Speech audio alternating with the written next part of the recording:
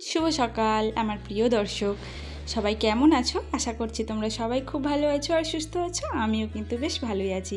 আর আজকে আমি কিন্তু ব্লগটা শুরু করলাম একদম ফার্স্ট মর্নিং থেকে।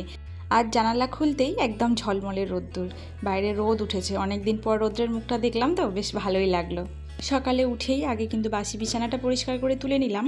তারপর আমি বাসি কাজকর্ম মোটামুটি করা হয়ে গেছে। আর এদিকে তারপর নাইটি চেঞ্জ করে চলে এসেছি আচ্ছা রান্নার কাজে।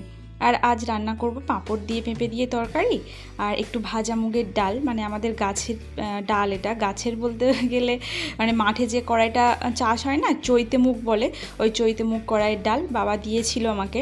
তো সেই কড়াইয়ের ডাল করব, পাঁপড় দিয়ে তরকারি করব, আর এদিকে একটু পটল ভেজে নিচ্ছি। পটল ভাজা বেগুন ভাজা এগুলো খেতে ভালো লাগে, কিন্তু বেশি তেলের জন্য খাওয়া হয় না, তাই অল্প তেল দিয়ে পটলটা ভাজছি।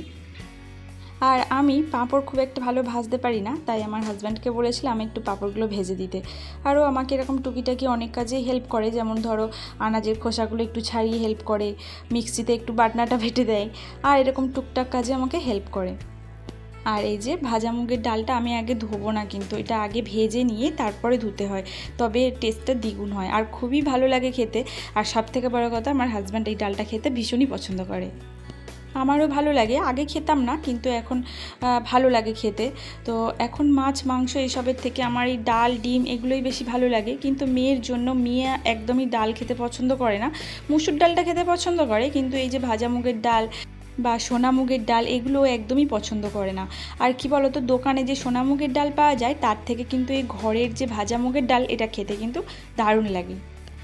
বাবা চাষ করে বলতে বাবার জমিতে আমার কাকা চাষ করে দেয়। তো কাকারা কিছু নেয় আর মাও কিছু নেয়, তো তার থেকেই আমাদের কিছু দিয়েছিল এই ডাল, যেহেতু হাজব্যান্ড খেতে ভালোবাসে তাই। ডালটা একটু চিনি দিলেও বেশ ভালো লাগে, তো এটা নিরামিষের মধ্যে বেস্ট খাওয়া আমার।